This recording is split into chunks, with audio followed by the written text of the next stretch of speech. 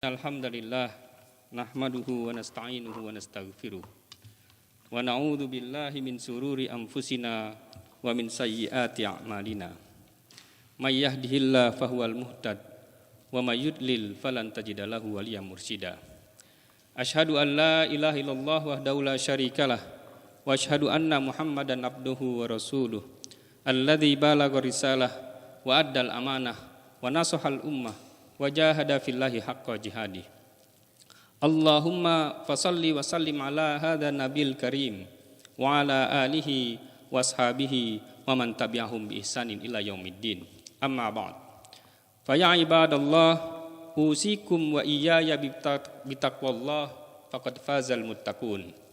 Kama qala ta'ala fil Qur'anil Karim, ya ayyuhalladzina amanu taqullaha haqqa tuqatih wa la tamutunna illa wa antum muslimun.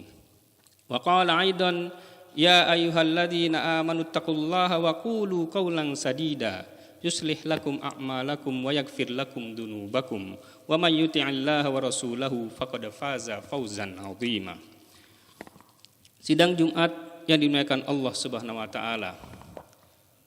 Segala puja dan puji kita panjatkan kepada Allah Subhanahu wa taala atas nikmat iman, nikmat Islam dan nikmat sehat walafiat yang kita rasakan pada hari ini, sehingga dimudahkan langkah kaki kita untuk memenuhi panggilan Allah, kewajiban kita sebagai seorang mukmin, yaitu melaksanakan sholat Jumat berjamaah.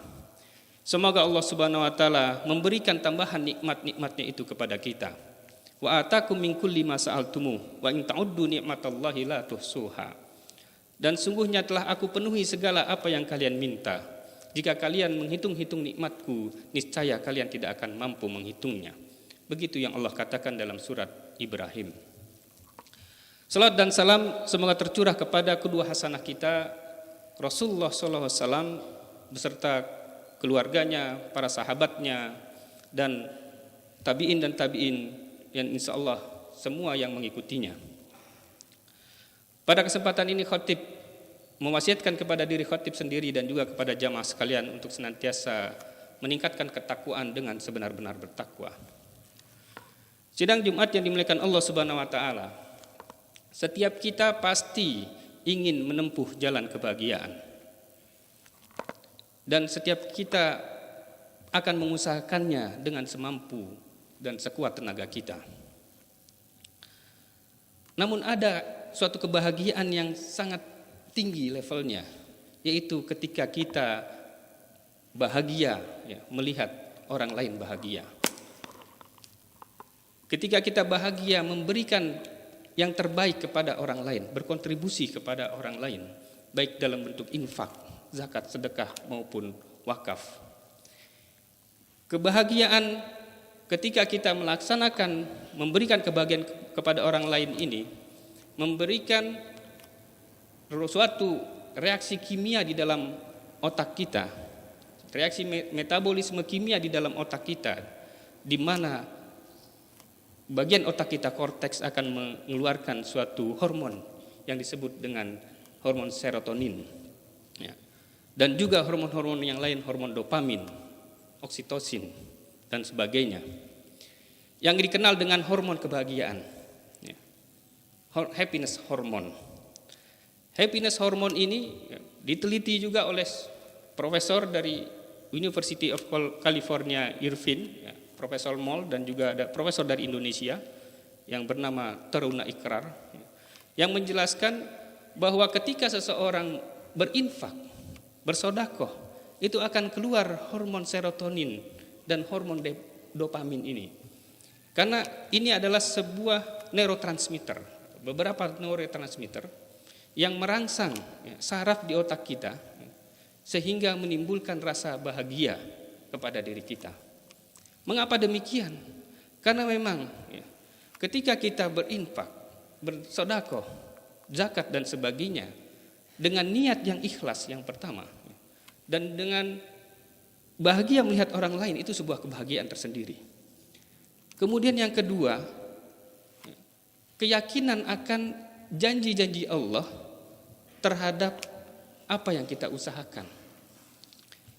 Harapan-harapan akan mendapatkan ganjaran yang luar biasa besar dari Allah Subhanahu wa taala. Inilah ya, yang akan merangsang keluarnya hormon dopamin ini. Sebagaimana juga yang bisa dilakukan sebetulnya oleh orang-orang lainnya dengan menggunakan zat-zat tertentu agar keluarnya hormon dopamin ini sehingga menimbulkan rasa bahagia sesaat tadi. Namun dengan ibadah memberi ini kita akan merasakan kebahagiaan itu sendiri. Bagaimana kita tidak bahagia ketika kita membaca ayat Al-Qur'an, fa amma man a'ta wattaqa wa saddaqa bil husna fasanuyassiruhu lil yusra. Dan adapun orang yang senantiasa memberi dan takut kepada Allah, wa saddaqa bil husna, dan membenarkan akan adanya ganjaran yang terbaik dari Allah Subhanahu wa taala, fasanuyassiruhu lil yusra, maka akan diberikan kepadanya jalan kemudahan. Wa amma man bakhila wastagna wa kadzdzaba bil husna fasanuyassiruhu lil usra. Dan siapa yang tidak memberi, bakhil, kemudian dia mendustakan akan adanya balasan terbaik di yaumil akhir nanti, maka diberikan baginya jalan-jalan yang sulit. Inilah sebuah dalam Al-Quran Allah memberikan formulasi dalam kehidupan kita, kunci dalam kehidupan kita, bahwa memberi akan memberikan jalan kemudahan, sementara menahan akan memberikan jalan yang sulit. Wa may yattaqillaha yaj'al lahu makhraja. Dan barang siapa yang bertakwa kepada Allah, Allah akan jadikan baginya jalan keluar. Wa yarzuqhu min haitsu la yahtasib, dan akan diberikan rezeki dari arah yang tidak disangka-sangka. Sidang Jumat yang dimuliakan Allah Subhanahu wa taala, di awal tahun baru ini, di bulan Januari dan Februari ini, kita masih banyak melihat bencana di negeri kita ini. Gempa di Mamuju, banjir di Kalsel Aceh, Pontianak, longsor di Manado, Sumedang, gunung meletus, dan bahkan menurut data dari BNPB per 27 Januari ini 1, juta warga Indonesia mengungsi. Ditambah sekarang ini permasalahan pandemi yang belum berakhir, tentu membutuhkan uluran tangan kita semua. Untuk apa? Untuk berkontribusi. Tentu kita melihat bagi para tenaga medis yang terus berjuang di dalam menangani permasalahan ini, meyakini bahwa apa yang para dokter-dokter tenaga medis ini lakukan akan mendapatkan ganjaran yang besar dari sisi Allah Subhanahu wa taala. Keyakinan inilah yang akan membawa para tenaga medis ini memberikan kebahagiaan insyaallah. Bagi akademisi di bidang kedokteran dan farmasi juga bisa berkontribusi dalam membuat obat atau vaksin yang memiliki efikasi yang cukup tinggi, masih terbuka kemungkinan. Kemudian para akademisi di bidang sains dan teknologi juga bisa mengembangkan berbagai macam penemuan-penemuan yang mempermudah dan bahkan membunuh virus dan sebagainya secara efisien dan efektif. Begitu pula di akademisi pada bidang sosial humaniora membuat sebuah manajemen pengelolaan, baik pengelolaan bencana maupun pengelolaan COVID ini yang efisien dan efektif. Begitu pula para politisi dan para penentu kebijakan tentu akan berkontribusi di dalam memberikan bantuan-bantuan kepada masyarakat yang membutuhkan, baik bantuan sosial maupun kesehatan dengan tepat sasaran tanpa ada korupsi dan suap. Tentu kita semua menginginkan bencana dan juga permasalahan pandemi ini segera berakhir, sebagaimana negara-negara lain seperti Selandia Baru yang sudah bebas dari wabah COVID-19 ini. Sidang Jumat yang dimuliakan Allah Subhanahu wa taala, inilah semangat berkontribusi yang ingin Allah tegaskan kepada kita semua. Bagaimana kita melihat para sahabatnya, Rasulullah dan para sahabatnya begitu eager untuk berkontribusi. Ketika pertama kali hijrah, Rasulullah pun membeli sebidang tanah untuk dijadikan sebuah tempat masjid. Dan juga ada seorang sahabat Rasulullah yang bernama Abu Talha. Ketika turun suatu ayat Al-Quran, lan tanalul birra hatta tunfiku mimma tuhibbun wa ma tunfiku min syai'in fa innallaha bihi alim. Dan tidaklah sampai kepada kebajikan yang sempurna sampai kalian menginfakkan harta yang kalian sukai.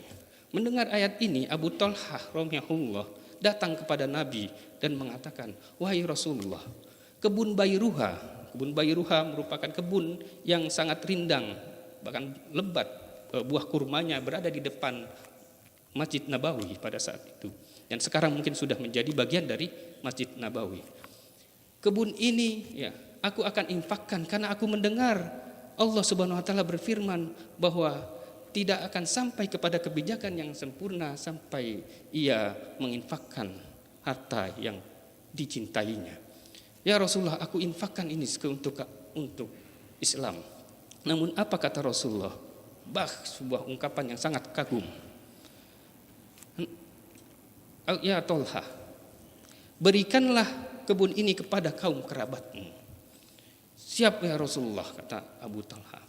Demikianlah kita lihat bagaimana para sahabat Abu Bakar, Umar, Utsman yang kita kenal dengan wakaf sumurnya. Kemudian juga kita bisa lihat bagaimana dalam pemerintahan Umar bin Abdul Aziz digalakkan bahwa setiap umat Islam ya, berupaya untuk berkontribusi semaksimal mungkin. Inilah yang akan memberikan pertolongan kepada kita sebagaimana janji Allah Subhanahu wa taala, wa man a'ta wattaqa wa saddaqa bil husna fasanuyassiruhu lil yusra. Sidang Jumat yang dimakan Allah Subhanahu wa taala, mengapa para sahabat dan tabi'in begitu eagernya berkontribusi, memberikan infak, sedekah yang terbaik untuk Allah dan Rasulnya? Karena mereka yakin seyakin-yakinnya bahwa kehidupan akhirat itu adalah kehidupan yang abadi. Kalau kita bandingkan dengan kehidupan dunia yang hanya 70 tahun, sementara ukuran satu hari di akhirat adalah 1000 tahun. Sehingga kita bandingkan 70 dibandingkan dengan tahingga. Kalau kita melihat rumus matematika limit 70 bagi X, di mana X mendekati tahingga, maka kehidupan dunia ini tidak akan ada artinya sama sekali. Itulah keyakinan yang begitu besar kepada mereka, sehingga mereka begitu berlomba-lomba untuk memberikan yang terbaiknya untuk umat ini. Inilah solusi yang Allah berikan kepada kita semua agar kita terlepas dari mara bahaya wabah ini. Wa anfiqu mimma razaqnakum min qabli ayyatiya ahdakumul maut fayaqulu rabbi laula akhartani ila ajalin qarib fasaddaqa wa akum minas solihin. Amalan infak ini, sedekah, zakat dan wakaf ini yang akan nanti didamba-dambakan oleh orang-orang di yaumil akhir nanti. Berinfaklah kalian sebelum datangnya kematian. Kemudian mereka akan berandai-andai, kalau seandainya dikembalikan ke dunia ini, apa amal yang akan mereka lakukan? Fa'as-sadaqah wa akum minas solihin. Kami akan berinfak, bersedekah dan menjadi orang yang soleh. Semoga ya keyakinan kita atau harapan dan ganjaran yang besar inilah yang akan kita terima, dan tentunya di sini akan memunculkan ya pada saat di dunia ini hormon dopamin dan serotonin keluar dari otak kita, memunculkan rasa bahagia, kebahagiaan di dunia dan akhirat. Rabbana atina fid dunya hasanah wa fil akhirati hasanah wa qina adzabannar. Barakallahu li wa lakum fil Qur'anil Karim wa nafa'ani wa iyyakum bima fihi wa dzikril hakim wa taqabbala minni wa minkum tilawatu innahu huwal ghafurur rahim.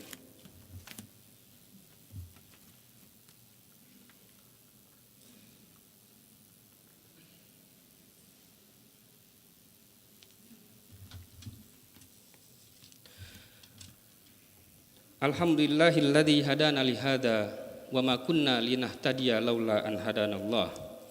Asyhadu an la ilaha illallah wahdahu la syarikalah wa asyhadu anna Muhammadan abduhu wa rasuluh. Wa qala Allah ta'ala fil Qur'anil Karim, ya ayyuhalladzina amanu ittaqullaha wal tanzur nafsum ma qaddamat lighad wattaqullaha innallaha khabirum bima ta'malun. Wa qala innallaha wa malaikatahu yusholluna 'alan nabi ya ayyuhalladzina amanu shallu 'alaihi wa sallimu taslima. Allahumma shalli 'ala sayyidina Muhammadin abdika wa nabiyyika wa rasulika nabiyil ummi wa ala alihi wa sahbihi wa sallima taslima adada ma ahata bihi ilmuk wa khatta bihi qalamuk wa ahsahu kitabuk wardallahumma an sadatina Abi Bakrin wa Umar wa Utsman wa Ali wa anis sahabati ajmain wa anit tabi'in wa tabi'ihim bi ihsanin ila yaumiddin. Allahumma izzal Islam wal muslimin.